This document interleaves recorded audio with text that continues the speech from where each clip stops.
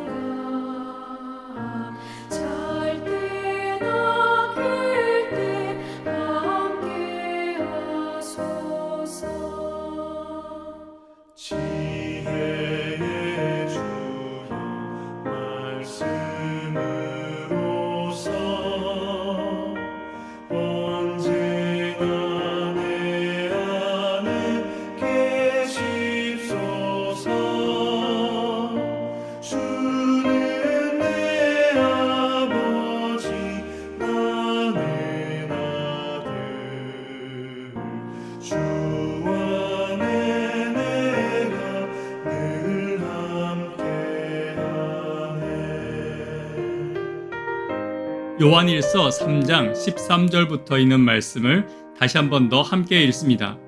형제들아, 세상이 너희를 미워하여도 이상히 여기지 말라.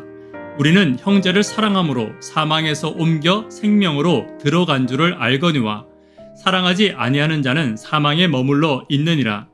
그 형제를 미워하는 자마다 살인하는 자니 살인하는 자마다 영생이 그 속에 거하지 아니하는 것을 너희가 아는 바라. 요한은 계속해서 하나님의 자녀됨은 행동으로 드러나야 한다고 말하고 있습니다. 당시에 교회를 괴롭히고 있던 이단과 이설들은 행위를 약화시키거나 행위만 강조하는 양극단이었습니다. 그런데 그들이 공통적으로 빠뜨리고 있는 것은 사랑이었습니다. 다시 말해 악한 마귀는 신앙의 원칙과 기준에서 가장 중요한 사랑을 빼버리거나 행위를 무시하거나 행위만 강조하는 것으로 그리스도인들을 속이고 있었습니다. 지금도 교회 안에서 사랑을 강조하는 것처럼 보이지만 실제로 온전한 사랑이 실천되는 것은 매우 드뭅니다. 오히려 율법과 사랑과 은혜를 따로 강조합니다. 어떤 때는 공의를 강조하고 또 어떤 때는 사랑을 강조합니다. 이처럼 사랑과 공의는 따로 있는 것이 아니라 사랑과 공의는 늘 함께 있어야 합니다. 이 두 가지를 지혜롭게 저와 여러분의 삶에 적용해야 합니다.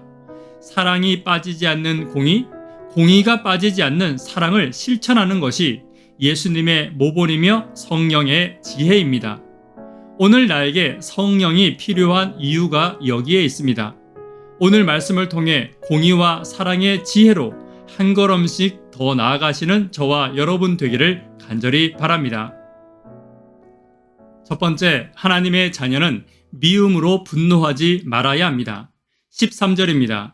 형제들아, 세상이 너희를 미워하여도 이상히 여기지 말라. 사람이 당황하면 이상히 여겨 분노합니다. 그리고 내 잘못이 아닌 것에 미움받고 화를 받게 되면 당연히 분노하게 되는 것입니다. 그러나 하나님의 자녀들은 조금 다릅니다.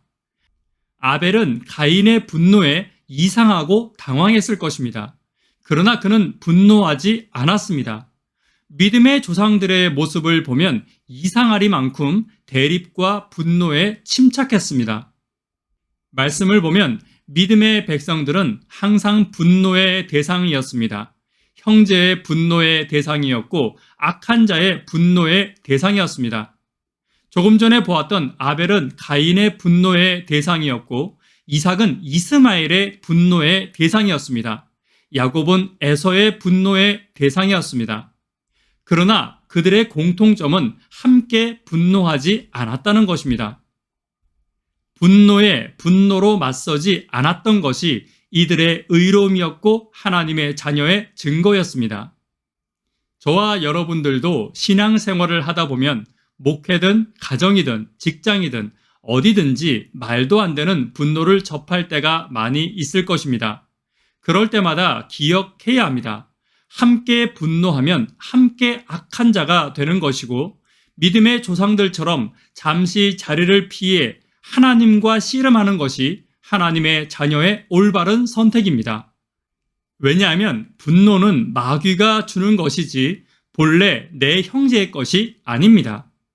그 형제를 분노로 이끈 마귀와 싸우는 것조차 나의 일이 아니라 하나님의 일입니다.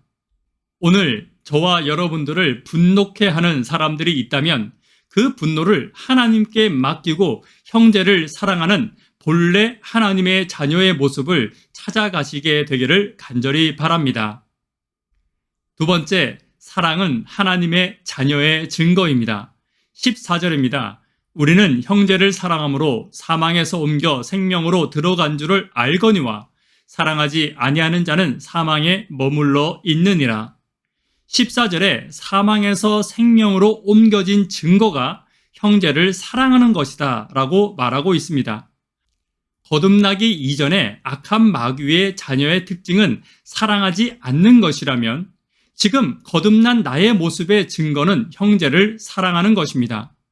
사랑은 하나님의 자녀의 기본이고 기초입니다. 그리고 율법의 완성이고 하나님의 품성입니다. 지난 시간에 말씀드렸다시피 하나님께로 태어난 자는 하나님을 닮고 마귀에게 태어난 자는 마귀를 닮습니다. 미움과 시기와 질투의 마음은 마귀를 닮은 마음이고 사랑은 하나님을 닮은 마음입니다. 지금 내 속에 이전에 사랑하지 못했던 자들을 더 사랑한다면 나는 하나님의 자녀입니다. 사랑하는 성도 여러분, 하나님을 아버지라 부르는 저와 여러분들이 여전히 마귀의 자녀처럼 미움과 시기와 질투와 분노 속에 살아서는 안 됩니다. 교회에서 신앙하는 누군가를 보았을 때 그 사람 속에 교회와 성도와 가족을 향한 사랑이 보일 때 그 사람은 하나님의 자녀처럼 보입니다. 그런데 사랑이 없는 자는 고린도전서 13장에 울리는 꽹과리와 같이 아무리 원칙을 지키고 아무리 교회 생활을 잘하는 것처럼 보여도 하나님의 자녀처럼 보이지는 않습니다. 오늘 저와 여러분들의 말과 행동 속에 하나님의 자녀의 증거인 사랑이 드러나게 되기를 간절히 바랍니다. 세 번째, 하나님의 자녀는 공의와 사랑의 조화를 이루어야 합니다. 15절입니다. 그 형제를 미워하는 자마다 살인하는 자니 살인하는 자마다 영생이 그 속에 거하지 아니하는 것을 너희가 아는 바라. 우리가 형제를 미워하는 이유는 두 가지입니다. 첫 번째는 그 사람이 나보다 의로워서 또한 나보다 더 존경받아서 또 나보다 사랑이 많아서 등등 시기심과 자격지심과 혹은 이기심 때문에 미워합니다. 두 번째는 그 사람의 죄 때문에 미워하고 그 사람의 악함 때문에 미워합니다. 첫 번째, 그 사람이 미워지는 이유는 나의 죄 때문입니다. 두 번째, 그 사람이 미워지는 이유도 사실은 나의 죄 때문입니다. 첫 번째, 시기와 질투와 이기심과 자격지심 때문에 사람을 미워하는 사람은 공의를 논할 자격이 없기 때문에 여기서 다루지는 않겠습니다. 그런데 두 번째의 경우 교회의 공의를 위해 또한 공의에 따라서 그 사람의 죄를 드러내고 교회의 원칙과 방향에 따라 권고하고 또 여러 사람들을 위해 교회의 기준은 세워야 합니다. 그러나 사람에 대한 사랑은 결코 잃지 말아야 합니다. 예수님께서는 공의를 행하실 때에도 결코 사랑을 잃지 않으셨습니다. 또한 사랑을 행하실 때에도 공의를 잃지 않으셨습니다. 이것은 매우 어려운 일이기에 하늘의 지혜가 필요한 일입니다. 하나님의 자녀들이 공의와 사랑에서 함께 승리하기 위해서는 성령의 지혜를 간절히 바라야 합니다. 오늘 성령의 지혜를 간절히 구해야 합니다. 공의와 사랑에서 함께 승리하시는 저와 여러분 되기를 간절히 바랍니다. 말씀에 결론 맺도록 하겠습니다. 하나님의 자녀는 증거가 있습니다. 미움으로 분노해서는 안 되는 것이 하나님의 자녀의 증거입니다. 하나님의 자녀는 사랑으로 하나님의 자녀됨이 증거됩니다. 공의와 사랑의 원칙에서 벗어나지 않는 성령의 지혜가 있는 사람이 하나님의 자녀입니다. 오늘 저와 여러분들의 삶 가운데 하나님의 자녀됨이 드러나게 되기를 간절히 바랍니다. 기도 제목 나누도록 하겠습니다. 수험생들을 위해서 기도해 주십시오. 오늘 기도할 수험생은 박건호, 박선주, 박예린 고3 학생들입니다.